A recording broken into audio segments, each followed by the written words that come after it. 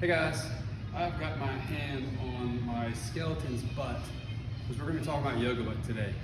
All right, a lot of people have pain at kind of the base of the butt. Look at my butt here for a second.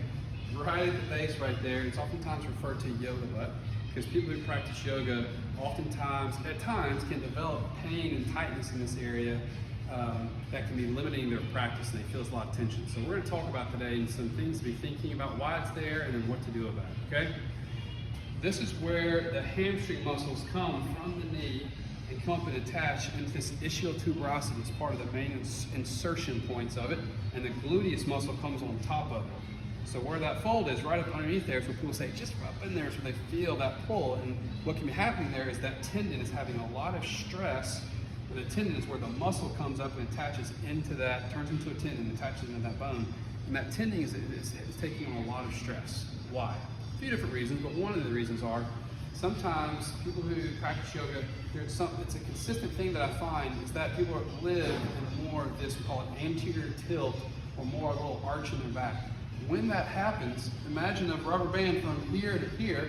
When I go into that position, it's going to lengthen that area right there. And then, watch my beautiful forward fold. If I go into a forward fold and I keep that anterior tilt, that's going to be a lot of stress to my hamstrings as you come back and forth, halfway lift, back down, come up, and people maintain that arch position a lot.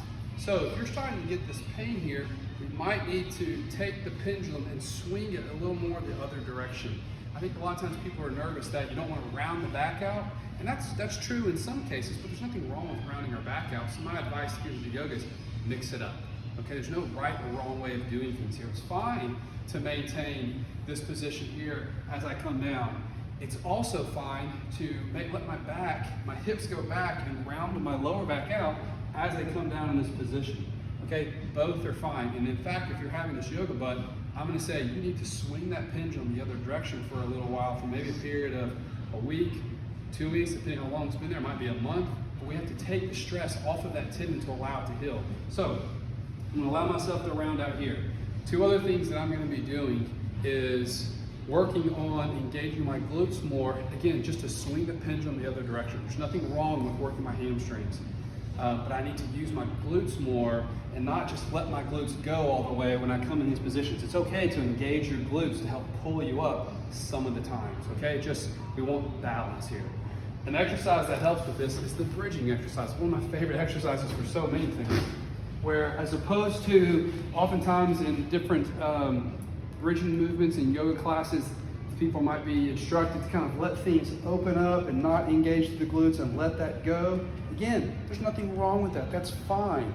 But if you're experiencing this yoga butt type tension where the hamstring attaches, I'm going to want you to make it more glute focused for right now, where you focus on that pelvic tilt, engage through the glutes, and do a bridge where you feel your butt muscles doing most of the work and not your hamstrings. If it's all hamstrings, again, you're going to be overutilizing that one tendon area, and the problem's going to stay. So you really want to engage through your glutes here. Another thing, as things calm down, is you want to start working back into what we would call eccentric loading.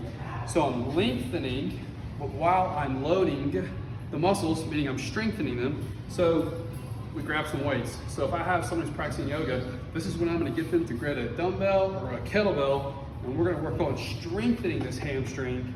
But I'm going to do it in such a way with deadlifts, so my hamstrings are lengthening some, but I'm doing it under load, under tension, to build strength into the hamstrings. I'm not going to exaggerate that arch, that pelvis position. I'm not going to exaggerate that. I'm going to try to keep a neutral position and shift my hips back. I still feel my hamstrings engaged, but as I come back up, I'm going to squeeze my glutes. So I can do that 2 legs at first. As you progress, you can go into a single leg, same thing, lengthening of that hamstring, but it's under tension to build strength, which can help that tendon heal. So those are a few key helpful tips, a few explanations of why you might be feeling those symptoms. If you have questions, you want to know more about it, please reach out. We're here to help.